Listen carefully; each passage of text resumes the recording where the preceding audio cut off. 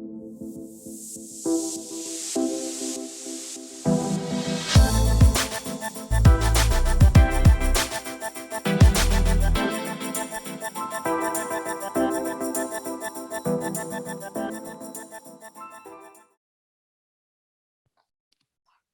right. Hi, everyone. My name is Dr. Mawji. I'm a naturopathic doctor in Vancouver, and I am going to be talking about lifestyle considerations in pregnancy. This is meant to be a very general starting point for most of you. A lot of you will have people on your healthcare team, but I'm hoping that if these topics have not been discussed, or you're starting on your journey, or you're in your journey, that you will be able to use some of this information to help you with your health plan moving forward.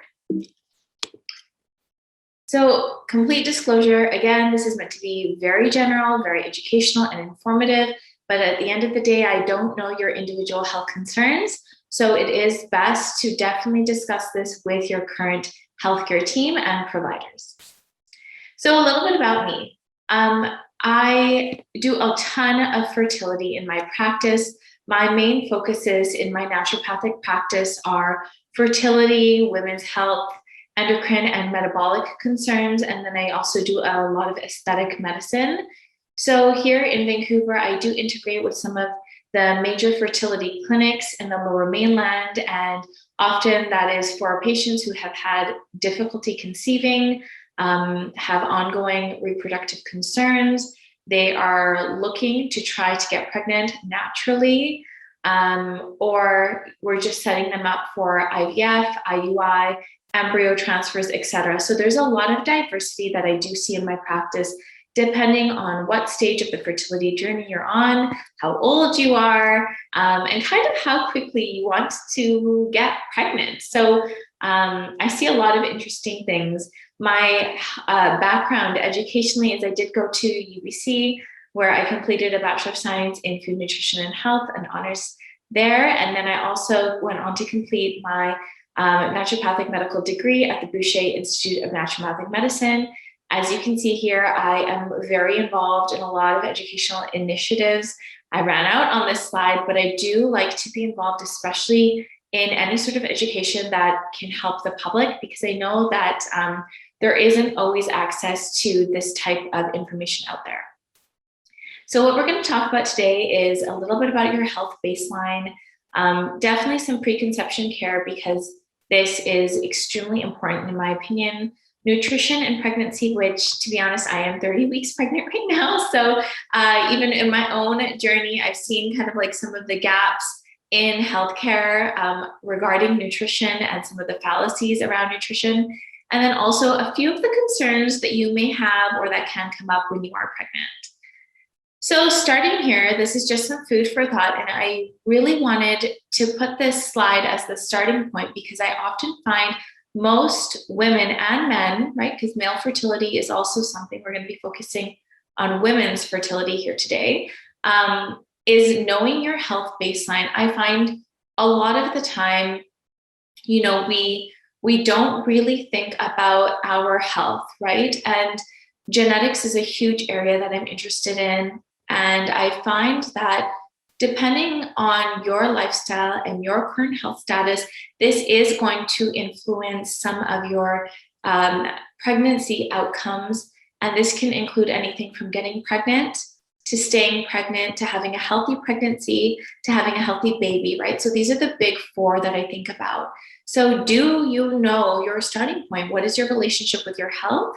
Are you involved, or do you kind of have blinders on? What is your relationship with food and exercise?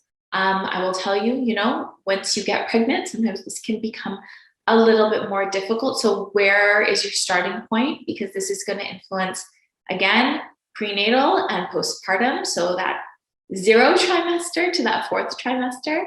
And then also lifestyle markers. How do you deal with life? How do you deal with stress? Because of course you're going to be baby's environment. So this is extremely important. How do you deal with sleep or lack of? How is your sleep quality? What are your support systems? Do you know who your people are? Do you know what additional supports benefit you? And how is your baseline energy? Because let me tell you, it's not going to get any better as you go through pregnancy and postpartum typically. So where are you starting at now? So I really want you to think about this. This is from Health Canada 2020, preconception care. So the health of parents, not women, parents, prior to conception establishes the foundation for their new child's health throughout his or her life. The goals of preconception care are to improve the health status of women and men before conception and to reduce those behaviors and individual and environmental factors that could contribute to poor maternal and child health outcomes. So we know this is important, yet how I see it translate typically is not very, very good. And this is why I often will say, have a healthcare team. Don't rely on one professional whenever it comes to pregnancy, because really, again, it's at the end of the day, I find so much of it, and I work with a ton of reproductive endocrinologists, right? A lot of the time, the focus is ovulation, get pregnant. But baseline health is so important. And when we're looking at worldwide countries and how everyone really does things, assessments very differently, I like to take little pieces of what I think are done well and put them into practice, because it's not just about getting pregnant. It is also about staying pregnant, having a healthy pregnancy, having a healthy postpartum, and having a healthy baby. This is a live human that we are going to bring into this world. So a lot more beyond just, ovulation. So in addition to a lot of the labs that are traditionally done, I do like to get a few extras. So of course, we're going to look at your baseline labs. This is not all inclusive of what I do in my practice that I could talk about for 1 hour, because I do a lot of labs and I go through them very thoroughly with my patients. But on top of the basics, just very, very basic, I do like to get a ferritin, so a storage iron, because in pregnancy, people drop a lot. I will tell you personally, for myself, I've never been anemic. And in pregnancy, I dropped about 70 points in ferritin. You drop a lot, and especially in your third trimester, which we're going to talk about, the need for iron is very, very high. So you've got a few things here. You've got hemodilution, where your blood volume increases in pregnancy. And so having a good ferritin level before you get pregnant is so important. Vitamin B12, again, because this is going to be nervous system development. This coincides and works with your vitamin B9, your folate, which we don't test. And so having higher B12 levels is important. It's also going to tell me that if you are somebody, for example, who maybe eats meat and you're coming back really low, could there be any malabsorption issues here? Because you should not be deficient. Vitamin D, a lot of people deficient in, and truthfully, it is involved in everything. This is involved in your brain, your pituitary to ovarian connection. So I like to do it a lot, especially in any of my patients who have previous endocrine concerns, such as endometriosis or polycystic ovarian syndrome, or are autoimmune, because we do see that any autoimmune condition is further exacerbated by a vitamin D deficiency. The other thing is that we talk a lot about calcium in pregnancy, which we will talk about, and vitamin D is extremely important for this as well. Your hemoglobin A1C is your 3-month blood sugar average. This is again to make sure that you are having a healthy diet and we're not worried about anything such as prediabetes. We are always thinking about gestational diabetes and prevention in pregnancy. I like to have that conversation early rather than wait until the end of your second trimester. And then I do like a TSH with an anti-TPO, and this is routine for me. Whether or not you have a history of thyroid issues, I always run this, and it's because I do see the TSH value can fluctuate quite significantly once you get pregnant. And having antibodies around, even despite a lack of an autoimmune condition, which is having an elevation here, can be linked to an increase in miscarriage risk. So I will treat you. Homocysteine, which you may not be familiar with. This is, again, just allowing me to understand how your B9, B12 metabolism is. And if there's any sort of methylation issues here, this is traditionally linked to an increased risk for preeclampsia. So I like to have this run. Your insulin fasting, because you may have perfect blood sugars, but you may be pumping up too much insulin. And this is, again, going to be related to your baby.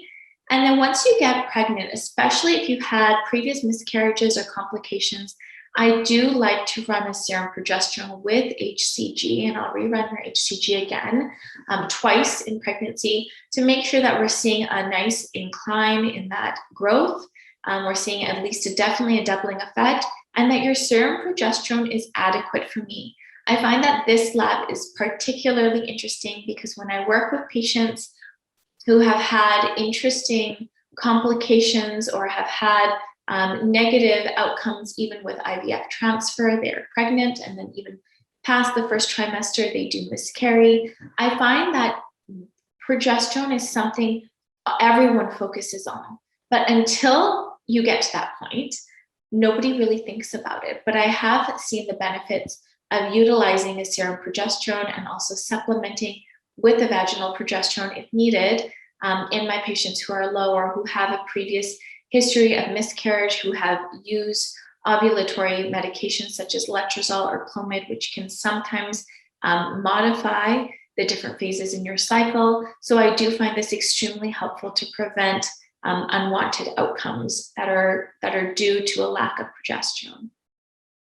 So why the additional labs, right? We kind of talked about this, but again, the baseline, and I typically tell people 6 months, at least 6 months before you are thinking of conceiving, baseline health is important, especially if you know and you are aware of your health, your family health, and your lifestyle. And again, it's because we're able to then start to address any deficiencies and any concerns prior to pregnancy. So we go from being proactive with medicine rather than reactive. Also, concerns such as autoimmunity, if you've got previous history of miscarriage or trouble conceiving, any hormonal imbalances, rather than just looking and zooming in on a few labs. Again, I find that because I do integrate with a variety of different specialists, I have a team of people that I also use as support systems in my patients and in my practice. There is a very fine line between what everyone does. And sometimes that overlap is in a very interesting spot. And so if we are able, and this is often where I come in looking at everything, if we are able to address how your complete baseline health is, including any of the additional concerns we have more information, and we're able to be more proactive. So we can treat, we can be mindful, and we have a lot more awareness around your health and your pregnancy. Again, that really does segue into things like preeclampsia, thrombocytopenia, gestational diabetes risk, hyperemesis gravidarum, anemia. These are a wide variety of conditions that we do often see in pregnancy. They are not rare, they are common. And so again, understanding your nutrient deficiencies and your baseline health, as well as a lot of your labs, does allow us to get ahead of some of these, not always, but definitely does allow us to get ahead of these sometimes, most of the time. And that, again, is just going to help improve your quality of life in pregnancy.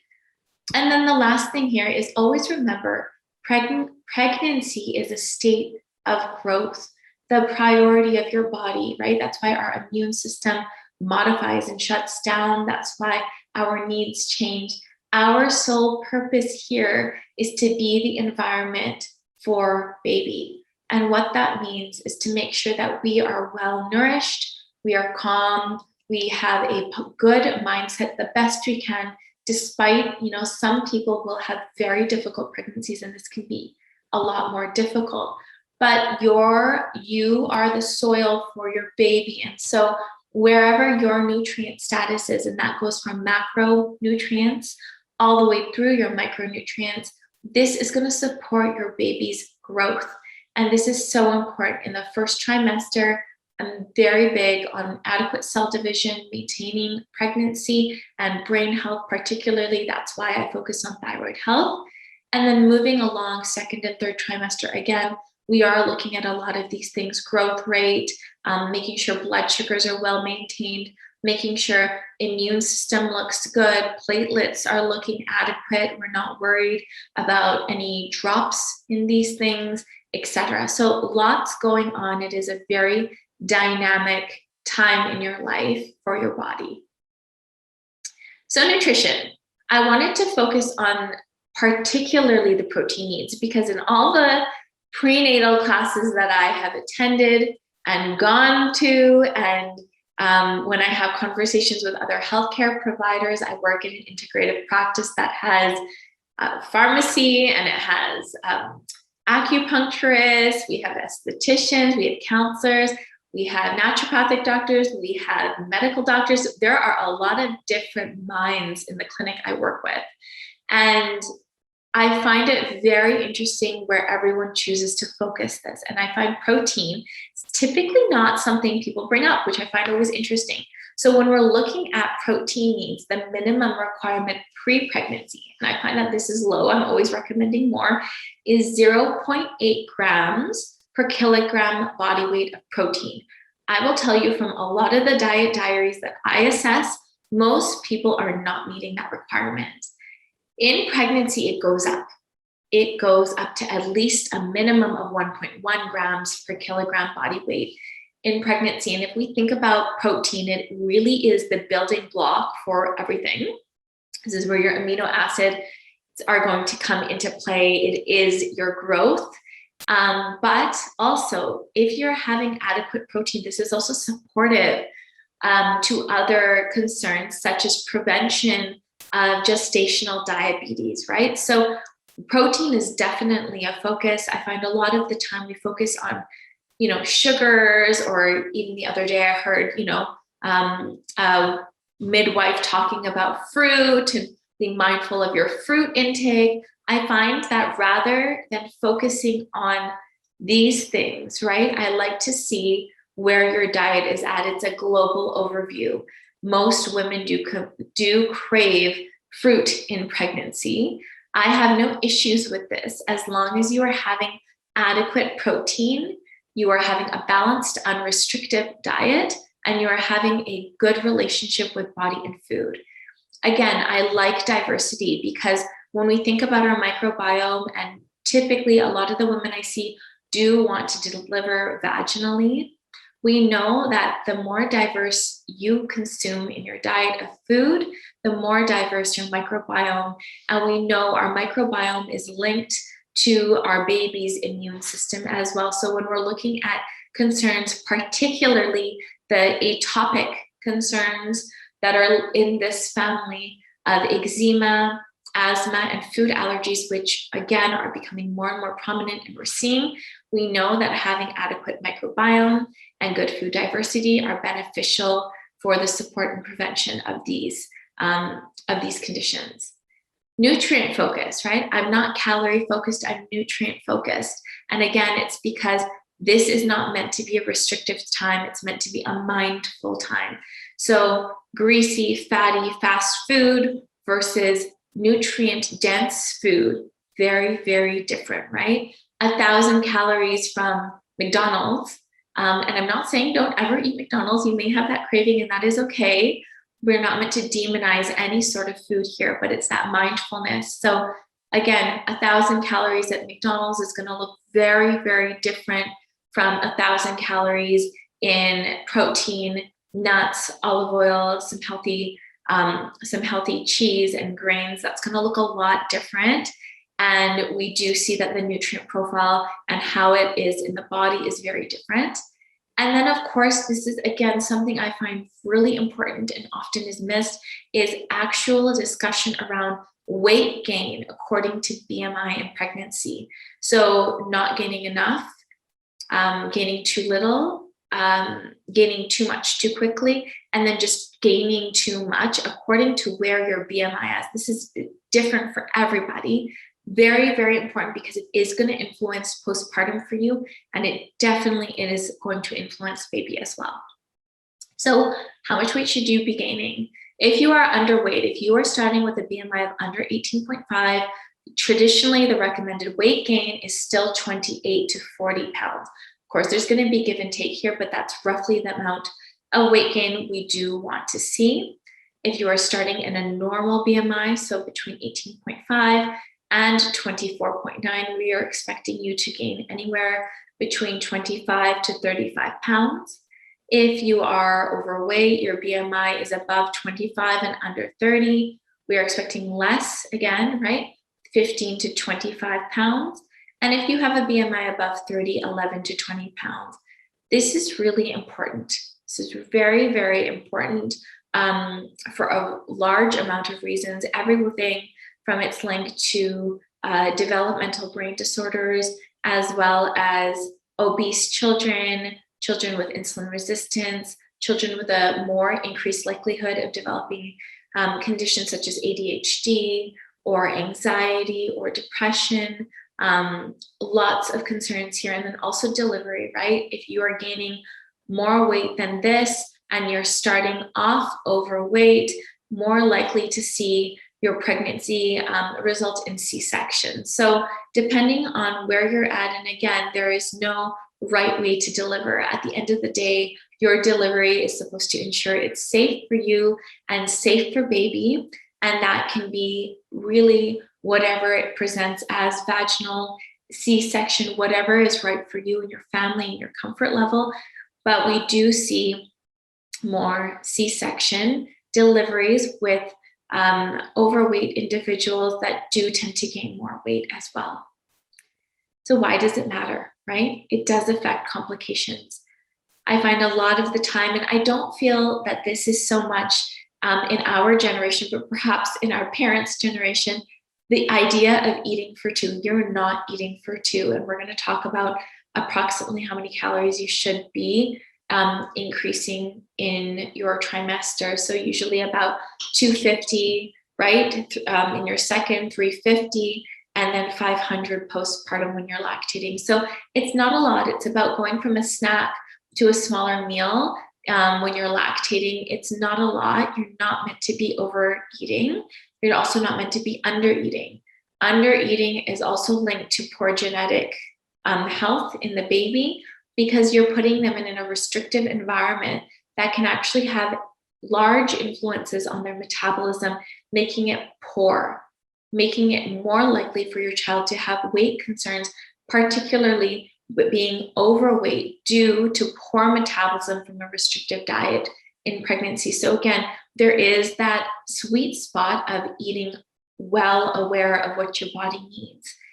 And then again, right, complications do increase, and some of the ones we're looking at are things like gestational diabetes and preeclampsia, as well as developing or delivering earlier, so preterm, because of membrane rupture and support, having to be on bed rest later on in your pregnancy, and then also lower back pain, aches and pains in your body, etc. So we do see these complications. We also see a higher risk of postpartum depression with women who gain too much weight or start with a higher pre-pregnancy weight and then also gain too much weight in pregnancy.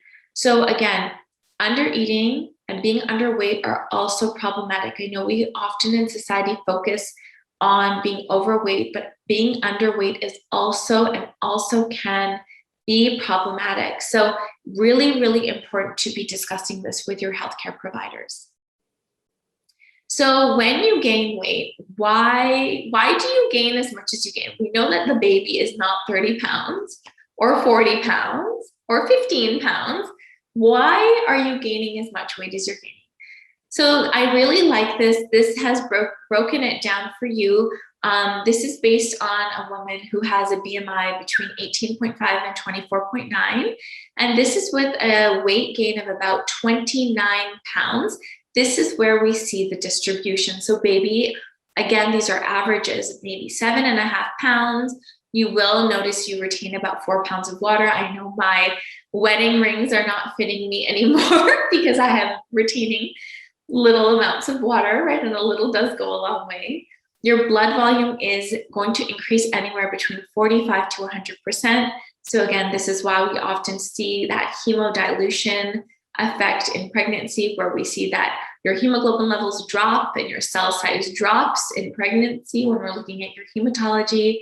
Your amniotic fluid is about 2 pounds, placenta 1.5. Uterus does enlarge. That's why often postpartum you still look pregnant, because it's been stretched, right? And it's boggy and it's large.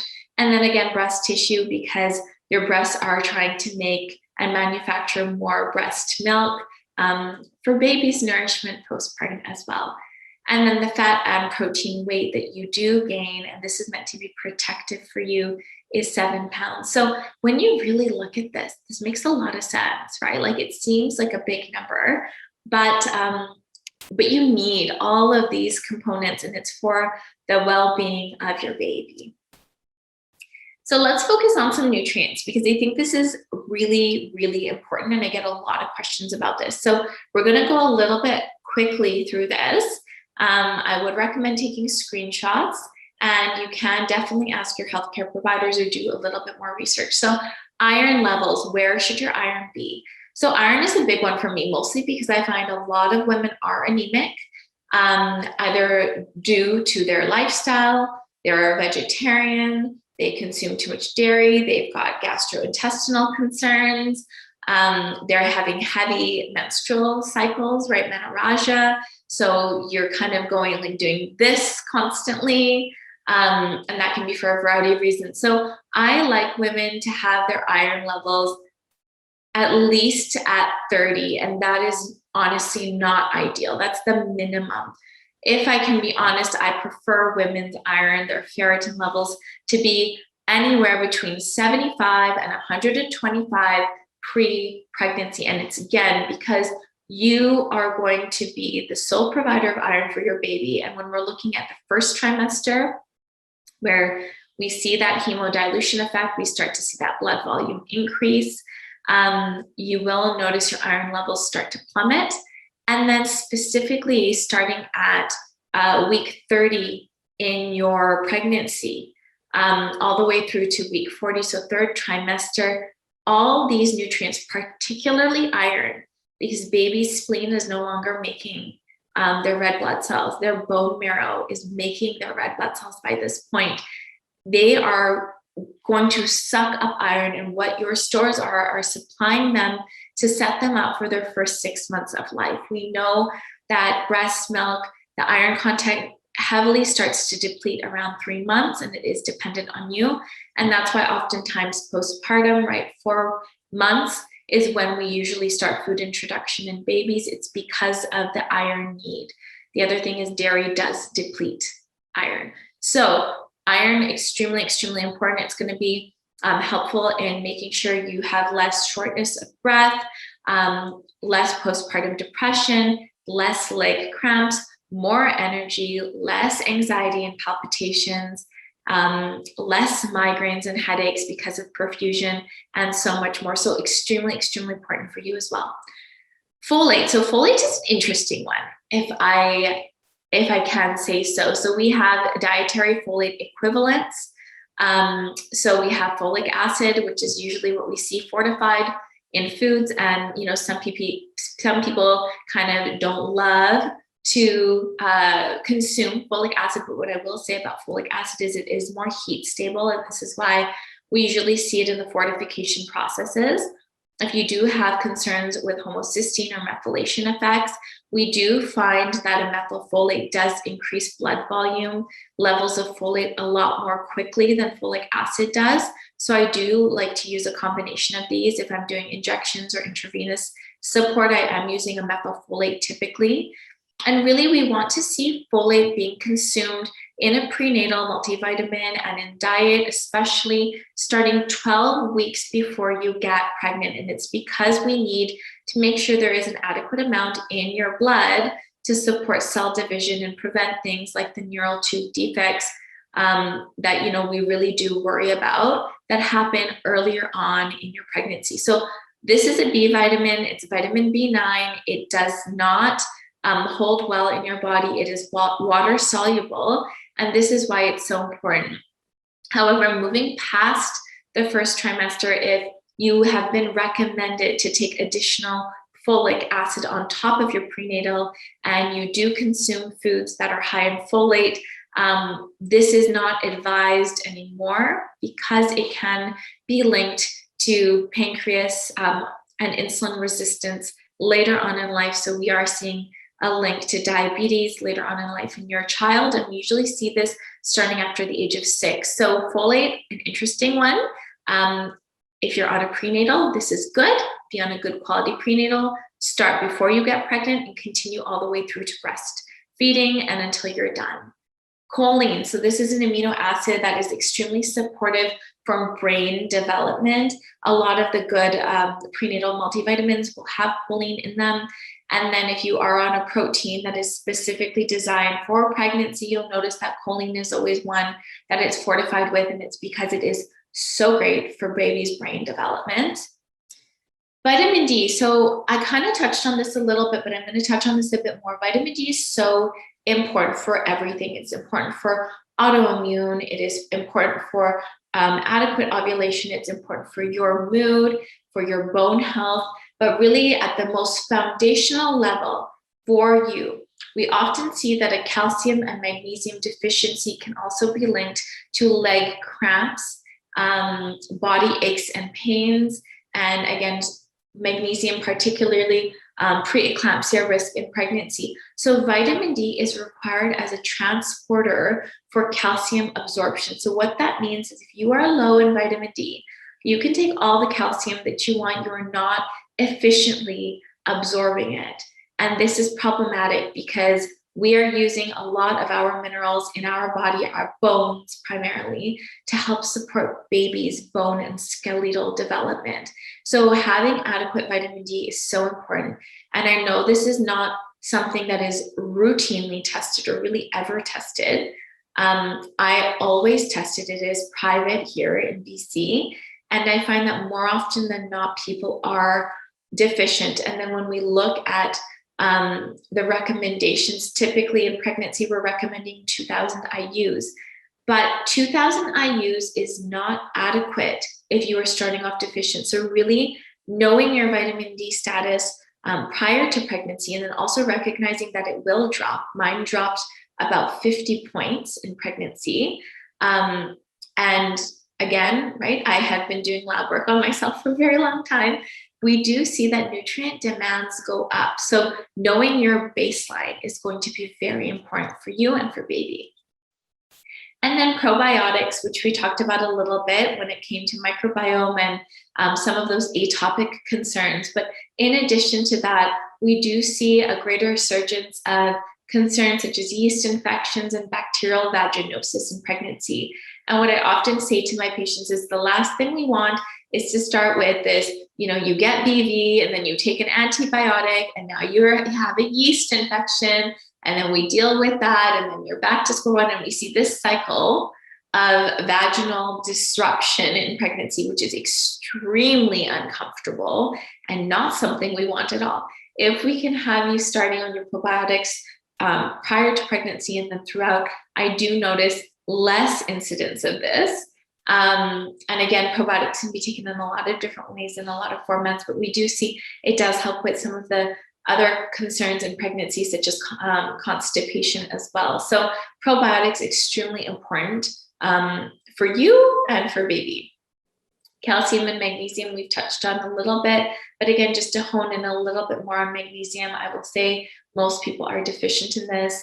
And we do know that a deficiency in magnesium can lead to preeclampsia. So that is something we definitely want to avoid. So magnesium safe, great for supporting constipation because it can be a smooth muscle relaxant as well as an osmotic laxative. So very great here. Helpful for your leg cramps, helpful for sleep, because I don't know about you guys, but I know insomnia in pregnancy has been something I've dealt with for sure. So lots of reactions in the body that require magnesium. And I find that this is a really nice mineral that's extremely supportive and helpful in pregnancy.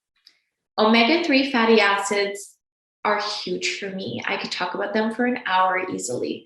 but I'm going to just highlight a few things. So when we're looking at omega-3s, and I'm honing in on omega-3s, not 6s, not 9s, and not an omega-3 that is also comes with your prenatal. I want a separate omega-3. I want a good quality, non-rancid omega-3 with high levels of EPA and DHA beyond the minimum 220 or 300 milligrams of DHA, depending on where you live in the world. The requirement is, or the recommendation minimum is different. I like it nice and high. And again, EPA, great for that anxiety, great for that reduction of atopic concerns. And then that DHA specifically for memory and cognition.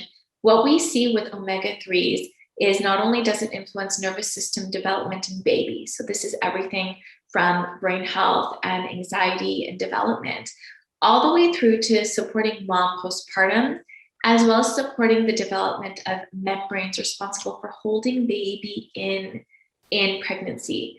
The earlier you start your consumption of omega-3s, the more we also see infiltrating your breast milk. So for the first 3 months, that's really where we're going to see the biggest difference, is that your omega-3 score is going to show up and influence your breast milk. And we know how great this is for baby's brain development. So I cannot preach enough how important omega-3s are, and a good quality tested omega-3. There's a few different companies I like to recommend depending on what people like, but definitely investing in quality here is 100% important. They are not all made the same. And then of course, vitamin B12 for your energy and for baby's nervous system development as well. So that was an overview of the nutrients that I really do like to focus on. This was, again, very basic. We're going to end on some discussion around exercise, sleep, and stress.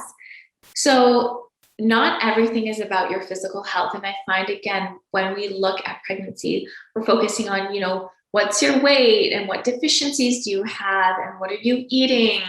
And a lot of this, but your mental and emotional and spiritual awareness is, in my opinion, just as important, right? So I have had patients where they're like, doc, especially if we're doing preconception care, doc, I'm just finding taking all of this is really overwhelming for me. It's too much, but I'm feeling guilty because I know how good it is for my baby.